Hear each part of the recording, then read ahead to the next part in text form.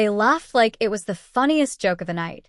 My own sister looked at me and said I should eat in the kitchen because adopted kids don't belong at the main table with the real family. I'm Grace.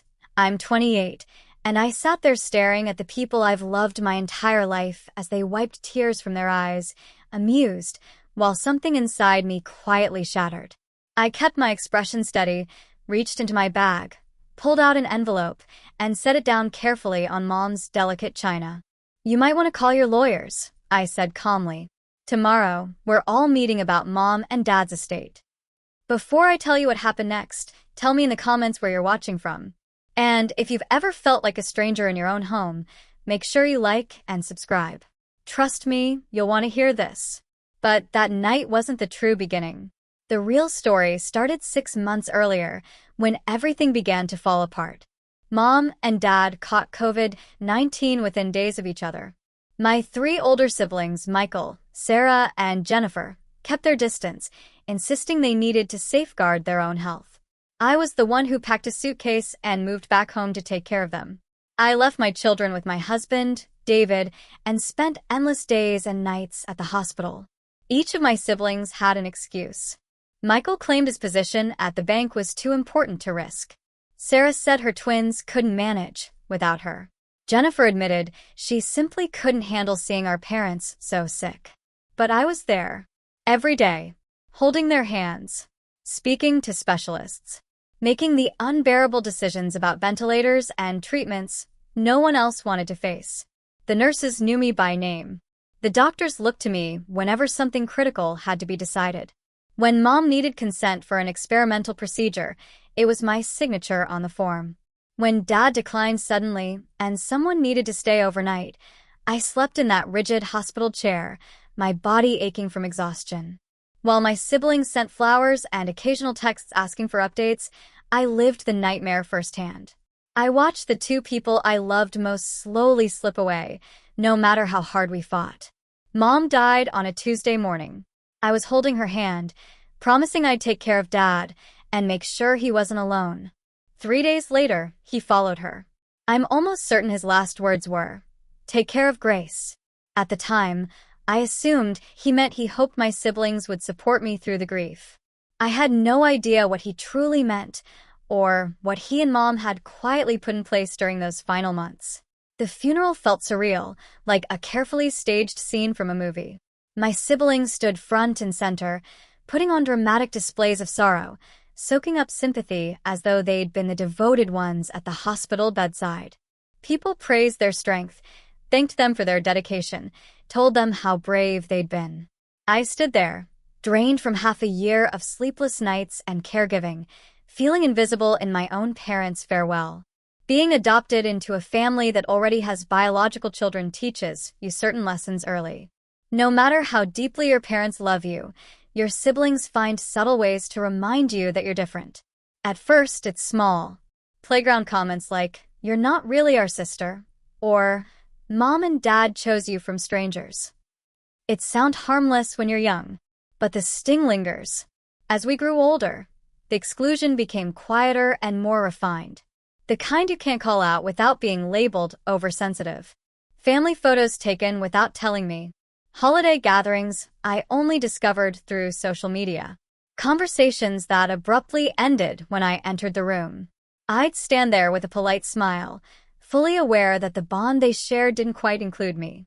When my children celebrated birthdays, my siblings were always busy.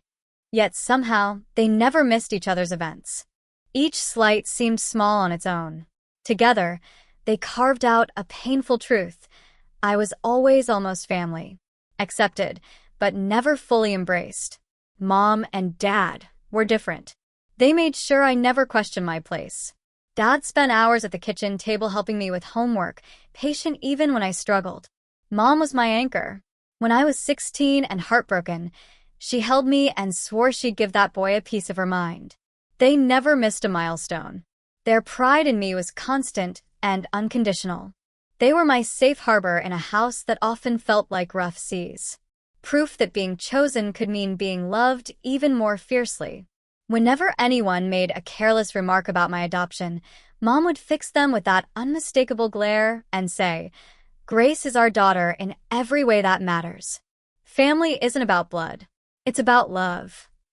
After the burial, we returned to their house for the traditional meal.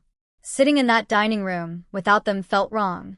Their empty chairs at the head of the table were heavy reminders that the foundation of our family was gone. It didn't take long for my siblings to pivot to what they called practical matters. Selling the house, dividing belongings, closing accounts, tackling the paperwork death leaves behind. The speed with which they shifted from grief to financial planning unsettled me. "We should get the house valued soon," Michael said casually, carving his ham as if we were discussing summer plans instead of dismantling our childhood home. "The market's good right now. We shouldn't wait." Sarah nodded eagerly, already imagining how she'd spend money that hadn't even been distributed. "We also need to sort through Mom's jewelry," she added. "Some of those pieces are extremely valuable. That diamond necklace alone could bring in thousands." Jennifer, ever organized, typed notes into her phone with the same focused expression she once wore while planning school events. "I can handle the bank accounts," she offered briskly.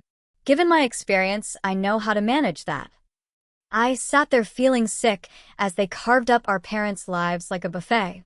These were the same people who hadn't been able to visit when Mom and Dad were gasping for breath. Now they were eager to claim what remained. The house I'd cleaned and maintained during their illness they wanted sold. The jewelry I'd helped Mom sort when her hands trembled, they wanted appraised and liquidated. The finances I'd managed when Dad's memory started failing, they wanted control over. Every sentence turned memories into numbers. That's when I realized how differently we viewed inheritance. To them, our parents' belongings were assets. To me, they were sacred fragments of two lives built on love.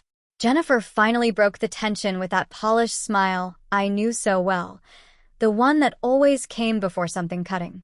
"Let's handle this properly," she said grandly. "We'll host a family dinner next week at my house to honor Mom and Dad. A real celebration of their lives."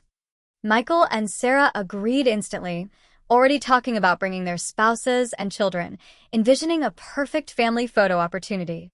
Then Jennifer looked at me. "Grace, you'll come, of course," she said smoothly.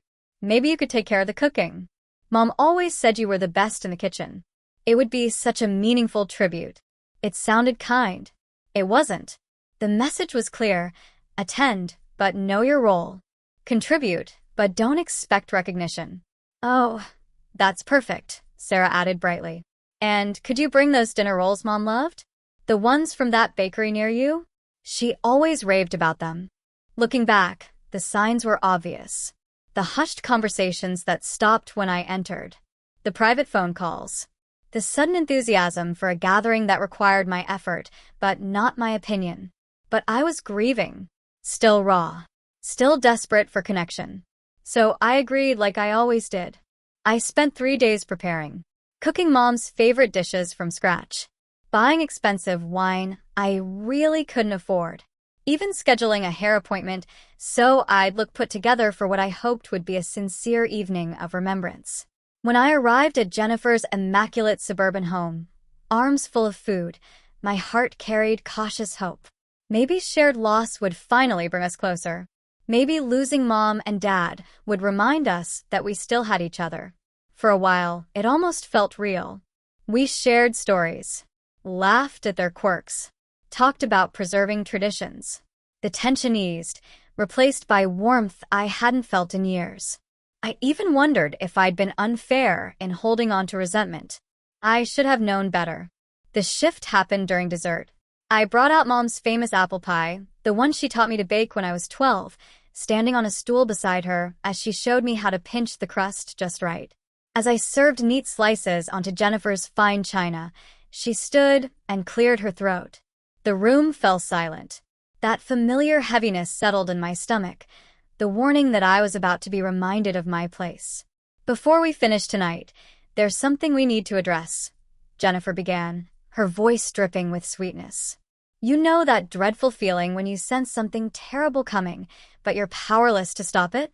That's exactly what I felt as she smiled at me, polished and empty." Michael and Sarah watched me carefully, and suddenly it clicked. This dinner had never been about honoring our parents. It was an ambush. The laughter, the nostalgia, the warmth, it had all been preparation. "The thing is, Grace," Jennifer said gently, placing her fork down with exaggerated precision, "we've been discussing Mom and Dad's estate. There's an issue we can't ignore." My stomach tightened, but I kept my face neutral. I'd had years of practice hiding hurt. "What issue?" I asked, even though I already knew. Michael leaned forward, adopting his smooth banker tone. "We all know Mom and Dad loved you. No one's disputing that. But typically, inheritance favors biological children unless there's something specific stating otherwise. That's just how most families handle it." Sarah gave me a rehearsed, sympathetic look. "We're not trying to push you out. We'd never do that. But the house, the savings, the insurance, it's a significant estate. It makes sense for it to remain within the bloodline, legally and practically." I sat there absorbing their words. The same people who hadn't shown up at the hospital were now calmly suggesting I wasn't entitled to an equal share because I wasn't born into the family. "Mom and Dad never saw a difference," I said quietly, steadying my voice despite the anger rising inside me. "They always treated me as their daughter. Completely." Jennifer waved a hand dismissively. "Grace, parents say things like that to keep peace. When serious money is involved, perspectives change. That's just reality. And you have David. You have his income. We were the ones they had to worry about financially." The logic was so twisted it took a moment to process. Because I had built stability, I deserved less. Because they had abandoned our parents, they somehow deserved more. Then Sarah added gently, "You've been managing their affairs lately, right? We just want to ensure everything's handled correctly. No offense, but you're not exactly trained in estate law or complex finances. We're only trying to protect everyone." The air grew heavy. They weren't just challenging my right to inherit. They were questioning my integrity, my judgment, my right to even stand on equal ground, competence, my integrity, even my identity. I searched their faces for any trace of the siblings I once trusted. Michael kept his eyes on his plate, pretending to concentrate on his pie. Sarah fidgeted with her wedding ring, spinning it around her finger, refusing to meet my gaze. Jennifer sat upright, composed and smug, wearing the tight smile of someone convinced she'd executed a brilliant plan. That's when it became clear. None of this was impulsive. Every word had been rehearsed. The dinner wasn't a tribute, it was strategic. They had planned the timing, the phrasing, even where we sat, all to deliver one message cleanly. I didn't belong, and I should quietly step aside. If they could make me feel small enough, guilty enough, unworthy enough, maybe I'd surrender my share without forcing them into a legal battle. I stood slowly, the scrape of my chair against Jennifer's polished hardwood cutting through the silence. "Well," I said evenly, surprising even myself with how calm I sounded despite the storm in my chest, "this has been enlightening." I walked toward the kitchen and began collecting the dishes I had brought, the meals I had prepared with such hope, believing the night would be about remembrance and healing. Behind me, I heard hushed whispers, frantic recalculations. They were deciding whether to call me back or let me leave, whether to push harder or pretend they hadn't gone too far. "Grace, don't turn this into a scene," Michael finally said, his voice measured, positioning himself as the rational one. "We're family. We can handle this like adults. There's no need to blow it out of proportion." "Reasonably," I echoed quietly, the words scorching on the way out. As if ambushing someone under the mask of unity was reasonable. As if questioning my place in this family was reasonable. I turned to face them, still holding the pie plates that carried Mom's recipe, her patience, her love. Looking at each of them in turn, I said, "You want to talk about reasonable? I think it's reasonable that the daughter, who spent 6 months caring for dying parents, the one who sacrificed her health, her time, her own family, be treated with the same respect as the siblings who were too busy enjoying their comfortable lives to show up." Jennifer's confidence flickered. Just for a second, the polished exterior cracked, revealing panic underneath. "That's not fair," she snapped, her sweetness evaporating. "We have jobs, families, responsibilities. We couldn't just walk away from everything the way you did." "Not Everyone has that luxury. So did I. I replied immediately. I have a career, a husband, children who needed their mother. And I still chose to put mom and dad first. Because that's what family does. Or, at least, that's what I believed. I picked up my purse and reached for the envelope I had been carrying for weeks. It felt heavier than ever. The next morning at 10 sharp, the will was scheduled to be read at Henderson and Associates, the firm that had handled my parents' legal matters for over 20 years. I arrived 15 minutes early, dressed in my best black suit, carrying the leather portfolio David once gave me for my birthday. Inside were copies of everything from the last 6 months: medical bills, insurance documents, bank records, powers of attorney, and my parents' final letter. I wasn't taking any chances. Not with them. When I entered the conference room, my siblings were already there, sitting close together like strategists before a battle. Michael had brought his wife, Linda, sharp-eyed, sharp-minded, the kind of corporate attorney who could detect vulnerability instantly. Sarah sat beside her husband, Tom, the accountant, no doubt prepared to scrutinize every clause. Jennifer came alone, her mascara faintly smeared, her strained smile suggesting she'd cried and attempted to conceal it. George Henderson, our family's longtime lawyer, looked up as I walked in. He was in his 70s, a kind man who had known my parents since before I was adopted. His handshake was steady, his condolences genuine in a way that cut through the tension. "Grace," he said warmly, "your parents spoke of you often these past months. They were deeply proud of how you cared for them, how you made sure they were never alone." I noticed my siblings exchange quick glances. A silent alarm passed between them. They were wondering what he knew, whether he had seen the letter, whether he was aware of whatever arrangement Mom and Dad had quietly made. Perhaps they were beginning to realize that their fight might already be lost. George took his seat at the head of the long mahogany table, a thick folder before him. "Before we proceed with the formal reading," he began calmly, "there's something I'd like to clarify. It may prevent confusion." He looked directly at Michael, Sarah, and Jennifer. "Yesterday, Grace delivered a letter your parents entrusted to her after the funeral. I assume she shared its contents." Michael straightened. "We've heard her interpretation," he said briskly. "But George, there must be some mistake. Our parents wouldn't intentionally exclude their other children. Perhaps they were confused or influenced. They weren't in the best health." George's expression remained composed, though his eyes sharpened. "There is no mistake, Michael. Your parents met with me 8 months ago during their illness and made deliberate revisions to their will. They were entirely lucid. We met several times. They considered their decisions carefully before signing." Sarah leaned forward, her voice trembling. "That doesn't sound like them. They always treated us equally. They never favored one of us." George paused. "Did they?" The question lingered unanswered. "From my perspective," he continued evenly, "Grace was the only one present for discussions about their care, their wishes, and their legacy. She attended every meeting. She asked questions. She ensured their instructions were followed."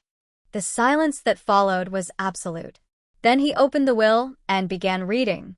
His voice was steady, practiced, carrying the weight of finality.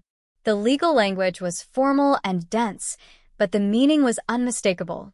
The family home, valued at $300,000.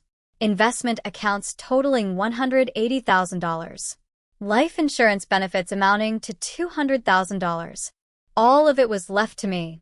There was an explicit clause stating that Michael, Sarah, and Jennifer were to receive nothing. Not even a token amount. But that wasn't all. George turned another page. There was a savings account quietly growing for 15 years, designated for my children's college education. Stock investments purchased in my name that I had never known existed. A modest travel fund they had been setting aside for future family trips. By the time he finished, the total approached $600,000. I sat motionless as the truth washed over me. My parents had planned this intentionally, carefully, over years. They hadn't just left me what they had. They had been building something for me, quietly ensuring I'd be secure. Michael suddenly shot up from his chair, sending it crashing back. "This is outrageous," he shouted, face red with fury. No parent leaves everything to one child unless something underhanded happened. Grace must have manipulated them while they were vulnerable. George didn't flinch. I suggest you choose your words carefully. Your parents came to me independently to make these changes. They were clear and consistent in their intentions. Linda leaned forward, eyes calculating. We'll need access to medical records verifying their mental capacity. Witness statements. Any recordings. Such a drastic change raises serious concerns of coercion. That word finally snapped me out of my shock. Coercion. I repeated, my voice low and steady. You mean like spending 6 months in hospital corridors, sleeping in chairs, organizing medications, coordinating with doctors, and maintaining their household while your husband never visited once? Jennifer began crying again, but this time the tears felt exaggerated. Grace, how can you be so cruel? She sobbed. We're your family. We grew up together. Doesn't that matter? It was an impressive performance. She had always known how to weaponize vulnerability. Sarah tried a different tactic, leaning toward me with pleading eyes. Grace, please. Tom and I are struggling. The kids need braces. We're behind on the mortgage. If it were reversed, we'd help you. Would they? I remembered calling Sarah in tears the night Dad fell, and I couldn't lift him alone. She said she couldn't come. She had book club and promised dessert. I remembered asking Michael for help sorting financial documents when Dad was too weak. He declined, saying his position at the bank made it inappropriate. George cleared his throat, cutting through the chaos. There are additional instructions regarding any attempt to contest the will. He handed me a sealed envelope with my name in Dad's unmistakable handwriting. Your father asked that you open this only if your siblings chose to challenge their wishes. My hands trembled as I broke the seal. Inside was another letter along with documents and photographs. I read quickly, my heart pounding. My parents had anticipated everything. Every accusation. Every challenge. What does it say? Michael demanded, tension tightening his voice. I looked at each of them slowly. It says that if anyone contests this will in court, they forfeit all rights to personal belongings and heirlooms. Everything, Mom's wedding ring, Dad's service medals, the photo albums, the holiday ornaments, will be donated to charity. The impact was immediate. For the first time, none of them spoke. Losing the money hurt, but losing the irreplaceable pieces of their childhood, that was something else entirely. You could see the realization settle over them. Their greed might cost them the last tangible fragments of their family history. Jennifer's composure collapsed completely. This time, the tears weren't measured. Controlled sobs she'd used before, but something raw and unfiltered. They really hated us, she choked, her voice shaking with something closer to heartbreak than anger. Our own parents hated us enough to leave us nothing. For a brief moment, her pain cut through my anger. They had wounded me deeply, but they were still the siblings I'd once shared rooms with, Christmas mornings with, whispered secrets with. The family I had tried for years to love despite everything. They didn't hate you, I said softly, and I meant it. They were disappointed. That's different. Michael turned on me, face red with disbelief. Disappointed, he snapped. We built good lives. Solid careers. Stable marriages. Our kids are doing well. What else were we supposed to do? Be there, I answered, my voice steady though my chest felt tight. Give them your time. Care when it counted. Show up without being asked. Call them just to talk, not only when you needed something. Visit because you wanted to, not because you felt obligated between meetings and dinner plans. They wanted to feel loved, not scheduled. The words settled heavily in the room. Beneath their outrage, they knew it was true. For years, they had assumed there would always be more time. Another visit, another call, another chance to prove they cared. But time had run out, and now the truth stood between us like a verdict no one could appeal. George quietly gathered his papers. Grace, he said gently, we'll need you next week to complete the transfer process. The house title can be changed immediately. Some investment accounts will take a few weeks. His tone made it clear. Legally, there was nothing left to contest. As we stood to leave, Sarah made one last attempt, her voice trembling. Grace, please. Couldn't we at least share the house? We all grew up there. It's full of memories. Doesn't that matter? I thought about that house. The laughter that often excluded me. The rooms where I'd felt more like a visitor than a daughter. Yes, it held memories, but most of mine carried more ache than comfort. I slipped on my coat and met her eyes. You're right, I said quietly. It holds history, just not the kind I want to keep living with. I paused at the door and looked back at the three people who had once defined my idea of family. I'll be putting it on the market, I said. Those memories belong to the past, not my future. Then I walked away. The drive home felt unreal, like the world was both sharper and farther away at the same time. In less than 2 days, I had gone from family outsider to financially secure for the first time in my life. I kept thinking about how carefully my parents had protected me, building this safety net quietly while David and I had stressed over bills and college savings. When I stepped inside, the smell of coffee filled the air. David was waiting in the kitchen, worry written across his face. How bad was it? He asked softly, pulling me into his arms as if he could keep me from falling apart. I pressed my face against his chest, and the tears finally came, not from anger, not from grief, but from overwhelming gratitude. They left me everything, I whispered. The house, the accounts, all of it. We're okay. He pulled back, searching my face to make sure he'd heard correctly. When I nodded, his expression transformed. He lifted me off the ground and spun me around the way he used to when life felt simpler. We laughed and cried at the same time, disbelief and relief blending together. Emma and Jake came running in, drawn by the noise, their faces bright with confusion. I knew this would be the first of many moments that finally felt free from fear. At 12 and 10, they understood that their grandparents were gone, but not the complicated storm that followed. What's happening? Emma asked, watching me with concern as I laughed through tears. I knelt so we were eye level and held their hands. Grandma and Grandpa left us some money, I explained gently. It means Dad and I won't have to work so much. We'll have more time together. Jake's eyes widened. Does that mean we can finally get a dog? David and I burst into genuine laughter, the kind that feels like sunlight after months of rain. Leave it to our kids to cut through everything and remind us what truly mattered: family, security, and simple happiness. In the weeks that followed, I devoted myself to settling the estate.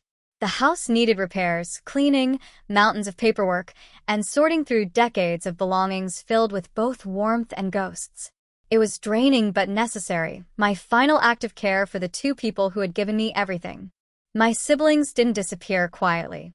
Michael called repeatedly, shifting between legal threats and emotional appeals about unity.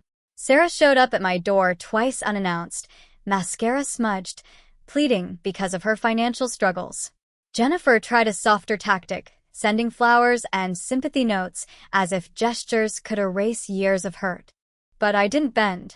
Honoring my parents meant carrying out their wishes exactly as written, without guilt, without compromise. Then, unexpectedly, something new began. One morning at the grocery store, as I pushed my cart down the produce aisle, I heard someone call my name. Grace Williams. I turned and saw Patricia Chun, the hospital social worker who had helped coordinate my parents' care during those final weeks. Patricia, I said, genuinely smiling. It's so good to see you. We talked briefly about how I was holding up, how the kids were managing, how life was settling. Then her expression shifted. Grace, I hope this isn't too forward, she said carefully. I remember you mentioning that you were adopted. I nodded. I did. Why? She glanced around before lowering her voice. There's a case that made me think of you. 2 little girls, sisters, 3 and 4 years old. Their parents passed away from COVID about 6 weeks ago. We're struggling to place them together. My chest tightened instantly. Another family broken by the same illness. Don't they have relatives? I asked quietly. She shook her head. No one willing or able to take both. They're in temporary foster care, but the system is overwhelmed. They need something permanent. Their names are Lily and Rose. Something shifted inside me at those names, a quiet pull that felt both unfamiliar and deeply known. I remembered being small and uncertain, wondering if I would ever truly belong. "Why are you telling me this?" I asked, though I already sensed the answer. Patricia gave me a knowing look. "Because I saw how you cared for your parents. The patience, the love, the way you stayed, even when it hurt. You have so much to give. I thought maybe you'd consider meeting them." I drove home in a haze, her words repeating in my mind. Two little girls who had lost everything. Sisters who needed someone to choose them. When I told David, he listened quietly for a long time. "What are you thinking?" he asked gently. "I'm thinking about being 4, I said softly, and wondering if anyone would ever want me. The months that followed were filled with paperwork, home inspections, interviews, evaluations, and background checks. Emma and Jake met with the caseworker to share how they felt about welcoming new sisters. Emma began planning shared rooms. Jake proudly offered to share his favorite toys. With every step, it became clearer. This wasn't just an idea. It was right. 8 long months later, the call came. Lily and Rose were officially ours. The day we brought them home felt like the closing of one chapter and the beginning of another. That first night, I tucked them into their new beds, read the same bedtime story 3 times, and watched their eyes grow heavy with trust. Rose looked up at me, her small voice uncertain. "Are you really our mama now?" "Forever," I whispered, brushing her hair back and kissing her forehead. "Forever and always. You're safe. You're home." A year later, Sundays looked completely different. We had moved into a bigger house with a yard filled with laughter. Emma sat in the grass teaching Lily and Rose how to braid friendship bracelets. Jake stood proudly beside David at the grill, officially the burger assistant. Watching them together, I felt something I hadn't known was possible. Wholeness. My phone buzzed as we cut into dessert.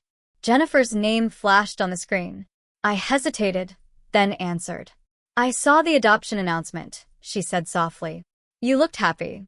She apologized for the dinner, for the will, for everything. "I forgave you months ago," I told her gently. "But forgiveness doesn't mean we can go back. Too much has changed." After I hung up, David wrapped his arms around me. I leaned into him, watching our children run across the yard in the fading light. "Everything's perfect," I said. And for the first time, it truly was. If this story meant something to you, make sure to like and subscribe for more stories about choosing love over blood and hope over bitterness. Because sometimes the family we create is stronger than the one we're born into.